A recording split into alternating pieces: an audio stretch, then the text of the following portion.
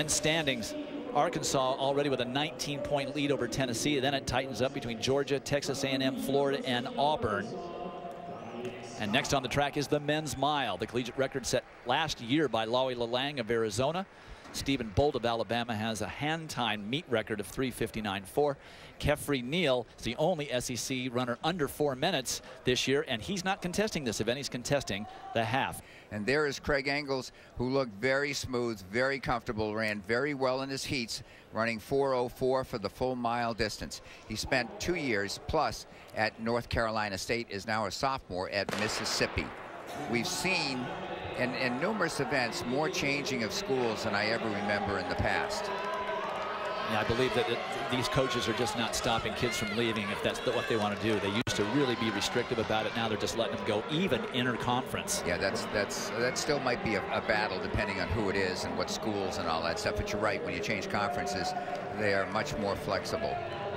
I'll tell you, Craig Engels had a big smile on his face yesterday in qualifying, like he knew something that nobody else did. So we'll see if that's the case. Both Ole Miss runners up front. Engels now tucks into second place. Trevor Gilly from Mississippi, Craig Engels from Mississippi, Daniel Bulmer. They are very deep. They have had 4 guys under 4:02. 3 of them made the final, and maybe their best guy in the past, Sean Tobin, has been injured with a stress reaction that he's getting healthy now. So 5 guys that deep is unheard of at the SEC and pretty much across the country. And Daniel Bulmer really did a lot of the work in the qualifying yesterday and almost paid the price for it, barely making this final. But he's certainly helping his teammate. Look at him out there now. Engels does not want to go with him.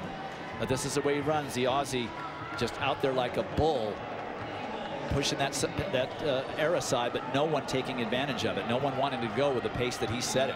Dwight, nationally, the talent has never been as deep in this sport as I've seen it collegiately ever. They're getting better training. They're more focused. They work hard in the summer as well. And their coaches are recruiting foreign kids who are 8, 19 and under. And so the talent level just keeps going up and up.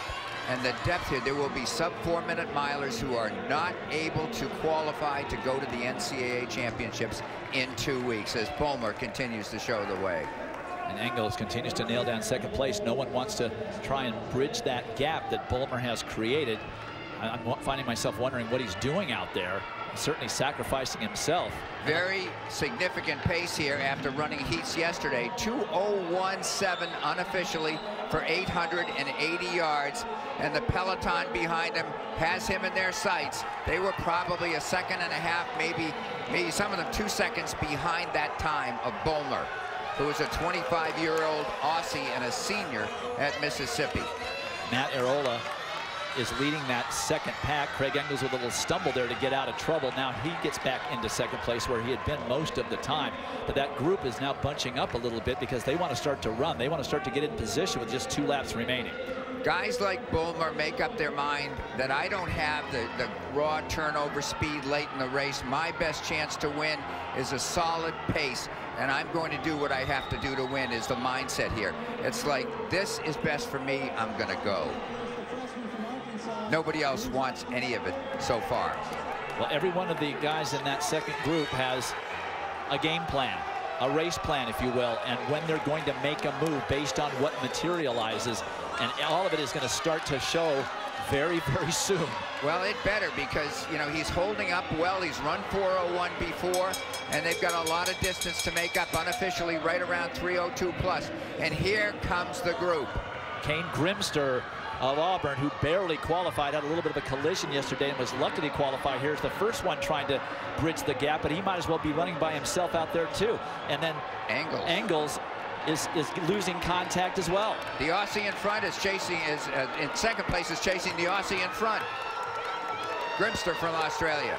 Can they get him? This is going to be close. Bulmer's starting to tie up, but that gap might be enough, and Engels has the speed to get past Grimster, but I don't know if he can close the gap. Bulmer's lane's starting to go up, but I think he may have just had enough of a gap to pull this thing off wire to wire.